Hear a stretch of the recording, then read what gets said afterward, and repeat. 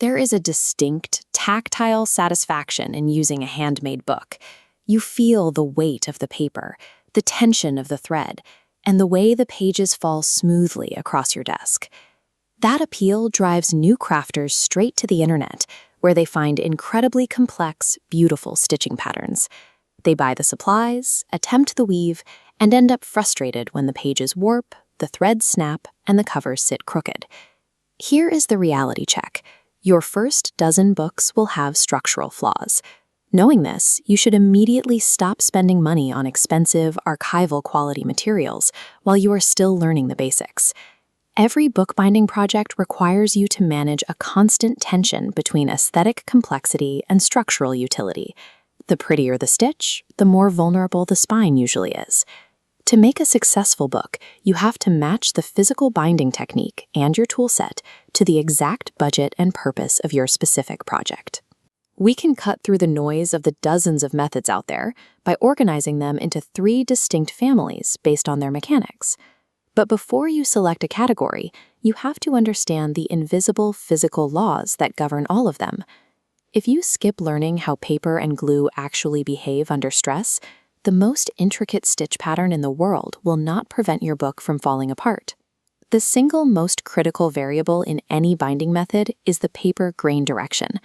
Paper fibers naturally align in one direction during manufacturing. When you align that grain so it runs parallel to the spine of your book, the pages fold cleanly, turn smoothly, and lay flat without resisting. But managing that grain means you have to plan your cuts carefully. If you buy a standard pad of 9x12 paper and the grain runs along the 12-inch edge, your folded pages cannot be any wider than 4.5 inches. Next comes the pressing.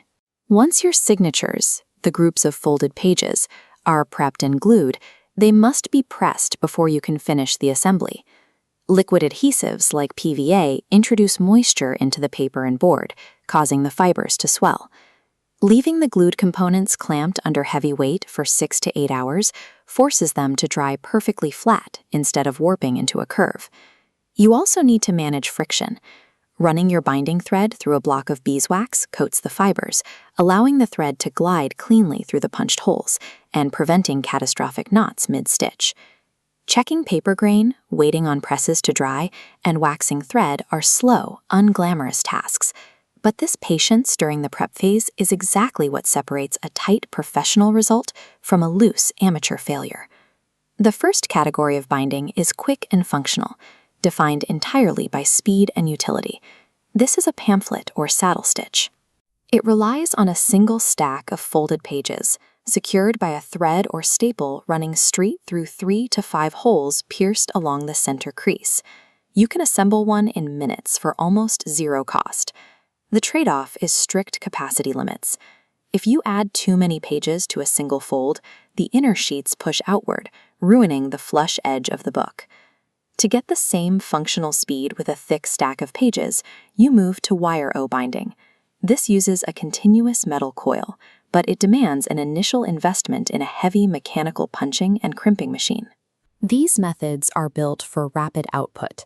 They're the correct choice for functional prototypes, fast scenes, or disposable notebooks where structural sentimentality doesn't matter. The second category is the exposed artisanal bind. Here, the threadwork isn't hidden inside a cover. It is intentionally displayed as a decorative feature. This is Coptic binding. Chain-like stitches link signatures without a solid spine. The advantage is unhindered movement, allowing the book to open perfectly flat. But this freedom creates vulnerability. Lacking a cover, the threads are susceptible to friction and fraying every time it's handled. Compare that to Japanese stab binding. By stabbing the holes straight through the side of a flat stack of paper, the pages are locked tightly together.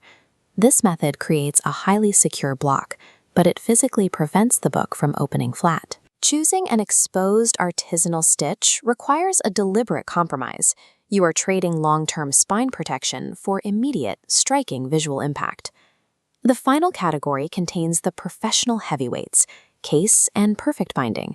These are the structures required to produce the durable, finished look of commercial hardcovers. Look at the edge of this case binding.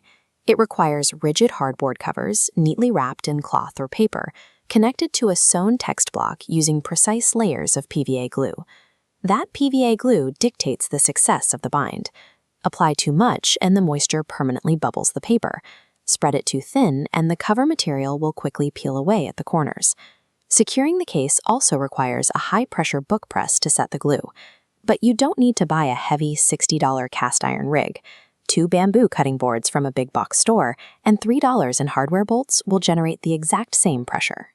Achieving this level of heirloom durability means sacrificing the convenience of speed. It demands careful measurement, strict overnight drying times, and the use of dedicated pressing tools, even if you build them yourself. To determine where to start, filter your project through 3 constraints: media type, page count, and budget. For a sketch artist requiring a flat workspace, the best option is a Coptic or Smith sewn binding, using thick mixed media paper and generously waxed thread. If making a short scene or trying the craft for the first time, your priority is repetition at minimal cost. The pamphlet stitch is your target. Pull recycled paper straight from the bin to practice your techniques with 0 financial risk. Finally, for an heirloom photo album, the priority shifts to maximum durability and a polished exterior. Case binding is required. Respect the process. Build the DIY press, apply the glue carefully, and leave the structure under heavy weight overnight to prevent warping. Notice what is missing. You don't need expensive, specialized brass tools to successfully execute these paths. Mastering the basic mechanics simply requires a bone folder for crisped creases and a standard metal awl to pierce straight through your sewing stations. A successful handmade book is never about buying the most professional gear. It is entirely about matching the physical mechanics of the bind to the reality of what the book actually needs to do.